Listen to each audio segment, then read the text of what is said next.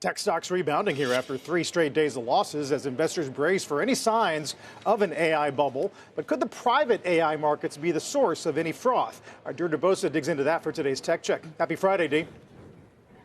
Hey, happy Friday, Carl. So, yes, if you are worried about a bubble in AI, you really can't ignore what's happening in private markets because startup losses, they are the engine of this boom.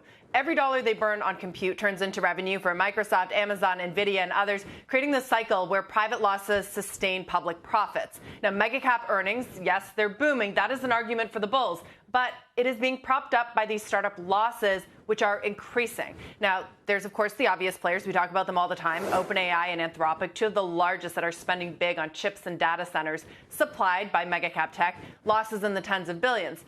Increasingly, though, there's another rising cohort of unprofitable and, in some cases, productless startups funding the boom. Yesterday alone, AI startups Cursor, ex-OpenAI CTO Mir Murati's Thinking Machines, Elon Musk's XAI, raising billions upon billions of dollars. Cursor is now at a nearly $30 billion valuation, yet just $1 billion in annualized revenue. This one is a great example of how startup burn flows upstream. Cursor spends millions on models like Anthropic's Claude for AI-first coding for its customers, which in turn pays big tech for compute. Now, these startups and dozens more like them, they're spending heavily on compute. That money flows back to big tech, feeding those same earnings that keep the public AI trade afloat. So it's a cycle that sort of reinforces itself.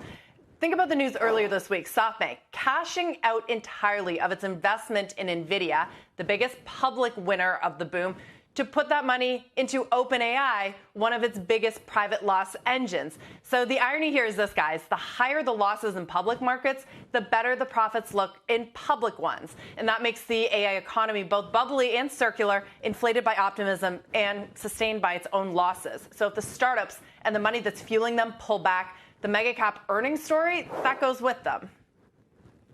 Yeah, which is why it's not hard to connect the dots. You can look at SoftBank if you're wondering how the market would value, or feels about a certain OpenAI business update, and now the many semiconductors that are also involved in the OpenAI story. That's why the circular nature, I think, raised a lot of eyebrows.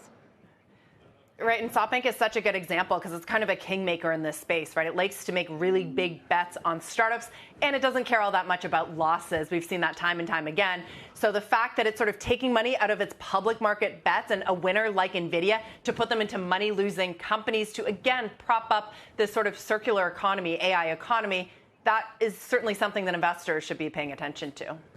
Okay, Deirdre, thank you. Deirdre Bosa.